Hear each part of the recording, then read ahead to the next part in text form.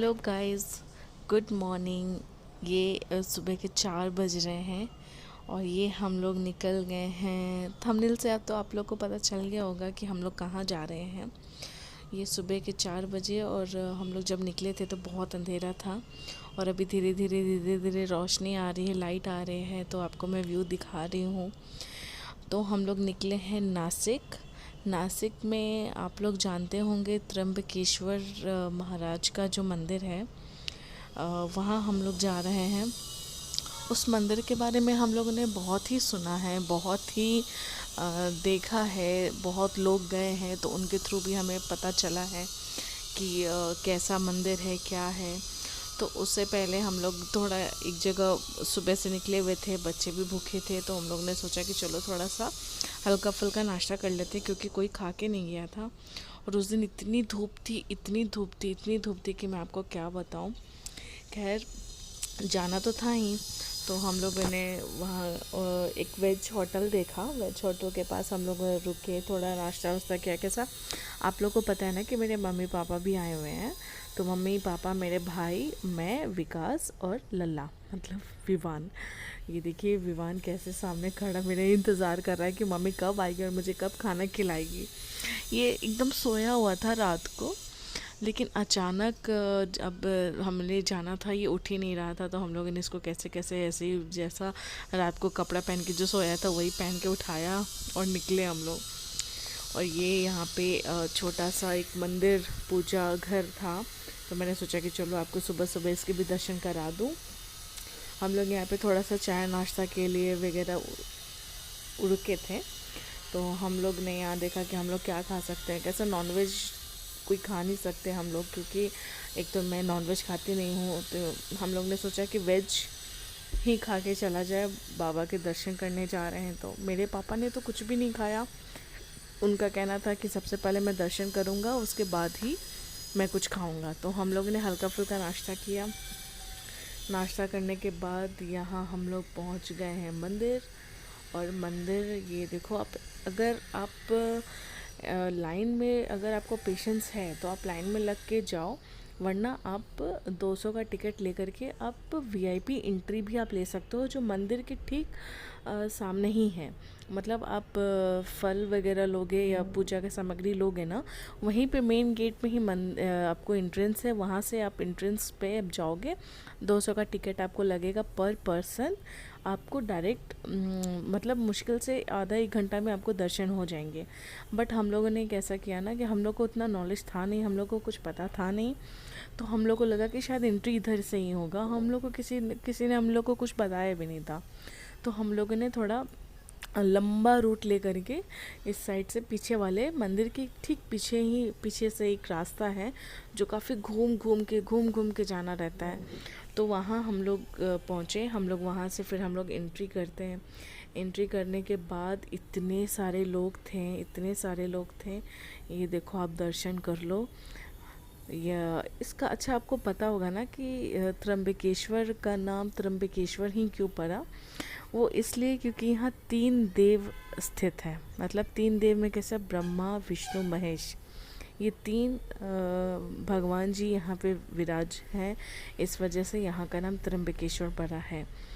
और हम लोग को इतना, हम लोग, आप बिलीव नहीं करोगे, हम लोगों ने बहुत वेट किया।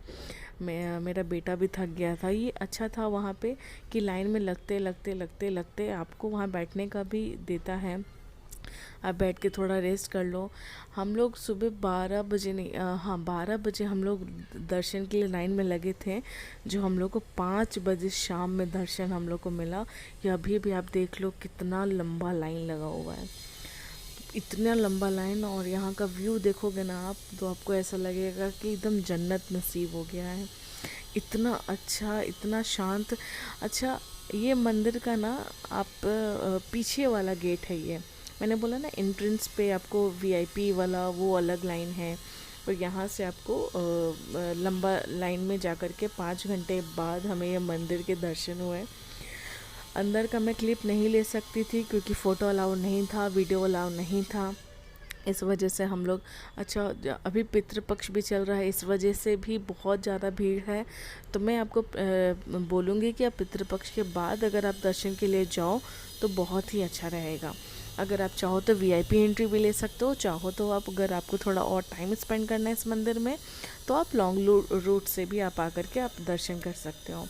ये देख लो, हम लोगों ने 5 घंटे के बाद हमारा यहाँ पे मंदिर का दर्शन हुआ है। फिर भी बहुत लोग थे, बहुत वेट करना पड़ा, बहुत ही ज़्यादा। ये मुझे सबसे आश्चर्य क्या लगा ना कि 5 घंटे कंटिन्यू खड़े होने के बावजूद भी किसी को भी थकावट महसूस नहीं हो रहा था। ऐसा लग रहा था कि अभी भी एनर्जी है, अभी भी है कि नहीं भाई चलते हैं दर्शन कर लेते हैं, मतलब ऐसा लगा ही नहीं। अच्छा कैसा होता है ना कि अगर आप एक जगह पे खड़े खड़े आप 1 घंटे आधे घंटे भी आप एक जगह पे खड़े नहीं रह सकते। सोचो आप दर्शन के लिए 5-6 घंटे खड़े रह गए और आपको पता भी नहीं चला कि 5 घंटे कब पूरे हो गए। मुझे नहीं पता चला, मेरे फैमिली को पता नहीं चला, इवन जितने भी लोग वहाँ पे बैठे हुए थे उन लोग में से किसी को भी उतना थकावट फील नहीं हुआ, ना किसी को भूख लगी, ना किसी को प्यास लगी।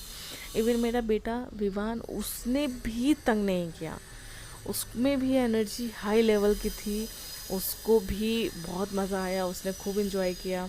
सिर्फ दौड़ रहा था, भाग रहा था, दौड़ रहा था, भाग रहा था, मतलब बहुत अच्छे से दर्शन हो गया। एक तो पितृपक्ष में महादेव का दर्शन हो जाना ही अपने में बहुत बड़ी बात हो जाती है।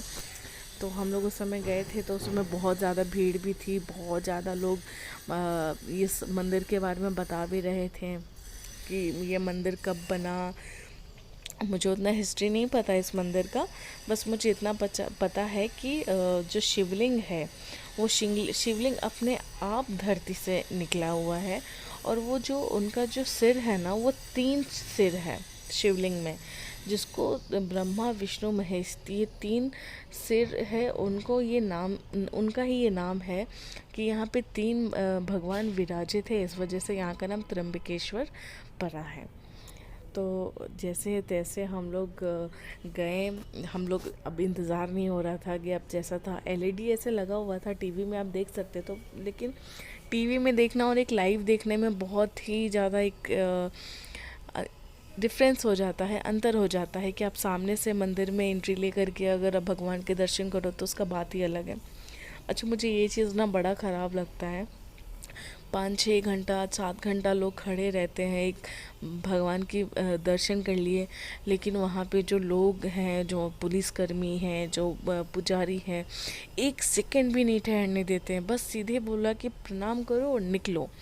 मतलब थोड़ा तो टाइम दो यार, मतलब कि 2 मिनट देखने का, इतने लंबे सफ़र से आए हो, इतना ये करके भागा दौड़ी करके आए हो, 5-6 घंटे खड़े रहे हो, उसके बावजूद आप एकदम 1 सेकंड के सेकंड आप निकाल रहे हो कि निकलो निकलो निकलो निकलो, तो वो थोड़ा बहुत ख़राब लगा। लेकिन ठीक है, भगवान की जैसी इच्छा, भगवान चाहते थे कि मेरा दर्शन बस 1 सेकंड के लिए हो, तो शायद उस वजह से तो यहाँ हम लोग बहुत, इतना भीड़ था, इतना भीड़ था कि मैं तो डर गई थी कि पता नहीं बाबू को लेके मैं अंदर जा पाऊँगी कि नहीं जा पाऊँगी, लेकिन सब अच्छे से हो गया। ये देखो, ये जो मंदिर है ना जो अभी आप देख रहे हो, ये मेन मंदिर है। यहाँ से ये एंट्रेंस है, आप यहाँ से एंट्री लोगे ना तो आपको ना यहाँ पे छोटे छोटे छोटे छोटे भगवान आपको बहुत सारे नज़र आएंगे। एक छोटा सा ये गणेश जी की भी मूर्ति है। अच्छा ये जो मंदिर का जो निकासी है ना उसमें भी आपको मंदिर के ये फ़ोटोज़ बने हुए हैं, मतलब फ़ोटो बने हुए हैं, मूर्तियाँ बनी हुई हैं, और इतनी बारीकी से, इतनी सफाई से ये मूर्तियाँ बनी हुई है ना कि आपको लगेगा कि मतलब हमारे प्राचीन में, हमारे दादा ज़माने के टाइम पे मतलब उनसे भी बहुत पुराने, मतलब ये बहुत 200-250 साल पुराना ये मंदिर है। तो मैं कभी कभी सोचती हूँ कि उस समय इतना टेक्नोलॉजी भी नहीं था, बट उस टाइम के जो इमारतें आप अभी भी देख लो ना, वो एज इट इज़ है, उनको कुछ भी नहीं हुआ। अगर उसको अच्छे से मेंटेन करो ना तो वो अभी भी इतने अच्छे से वो खड़ी है, वो इतने अच्छे से उनका बनाया गया इतने अच्छे से ना कि आज के डेट में वैसा बनाना बहुत मुश्किल है। चाहे वो कोई भी हो, कुछ भी हो, कुछ भी, आप बहुत पुराने पुराने आप मंदिर देख लो। इसलिए बोलते हैं कि हिस्ट्री कुछ तो है हिस्ट्री में भाई, बात जो है। तो ये हम लोग एंट्री कर रहे थे, यहाँ पे बहुत ज़्यादा भीड़ थी। अभी ऐसा हो गया था कि बीच में पब्लिक में बहुत ज़्यादा ये भी हो गया था, लड़ाई वड़ाई भी हो गया था कि मतलब हम इतने टाइम से खड़े हैं और बाकी लोग कैसे जा रहे हैं। तो मैं अंदर का तो वीडियो नहीं ले पाई क्योंकि अंदर वीडियो अलाउ नहीं था। तो हम लोग दर्शन करके बाहर आ गए। और यहाँ पे अब देखो ये बाहर का ये नज़ारा है मंदिर का। ये पूरा ब्लैक पत्थर है, पूरा काला पत्थर, कितना सुंदर लग रहा है। जब आप वहाँ जाओगे ना, आपको सच में एक अलग ही एनर्जी लेवल हाई जैसा फील होता है कि आपने अगर कुछ भी नहीं खाया हो या बहुत दिन से आपने कुछ नहीं खाया हो ना, तो आपको ऐसा लगेगा ही नहीं कि आपको थोड़ा एनर्जी कम हो रहा है या आपको प्यास लगी है या कुछ। जिस समय में हम लोग लाइन में लगे हुए थे ना, उस टाइम पे ना यहाँ पे बहुत ही ज़्यादा धूप थी, बट धीरे धीरे धीरे धीरे यहाँ का भी मौसम सही हो गया। आप ये देखो, अब यहाँ का निकाशी, ये मैं टहल रही हूँ अपने बेटे को लेकर के। वो सो चुका था, इतना थक गया था कि वो सो गया था। ये मूर्ति की मैं बात कर रही हूँ, देखो ये जो मूर्ति अंदर में बनी हुई है ना, सब कितना प्यारा लगता है देखने में। मैं तो आपको रिकमेंड करूँगी कि अगर आप पुणे या महाराष्ट्र में अगर कहीं रह रहे हो तो आप यहाँ एक बार जाओ ज़रूर। एक बार आप जाओगे ना, आपको खुद को लगेगा कि कुछ तो है खासियत इस मंदिर में, जो लोग बोलते हैं कि नहीं जाना चाहिए। मैं भी आपको रिकमेंड करूँगी कि आप जाओ। और यहाँ पे मैं सोच रही थी कि अगर क्योंकि मेरे बेटे का अभी तक मुंडन हुआ नहीं है, तो मैं सोच रही थी कि यहाँ पे मुंडन के लिए पता करूँ, लेकिन यहाँ पे मुंडन नहीं होता है। बट यहाँ आसपास के जो एक आध मंदिर हैं वहाँ मुंडन होता है। तो अब अगर आप मुंडन अपने बेटे या बेटी का मुंडन करना सोच रहे हो, तो यहाँ जा कर के आप आसपास के मंदिर में आप पता कर सकते हो, यहाँ मुंडन हो जाता है। लेकिन यहाँ पे मैं चाह रही थी कि एक बार त्र्यंबकेश्वर मंदिर में मुंडन हो जाए, बट नहीं। अगर आप पितृपक्ष में जा रहे हो, अगर आपको पिंडदान करना है तो आप ये त्र्यंबकेश्वर जा सकते हो, यहाँ पे पिंडदान भी होता है।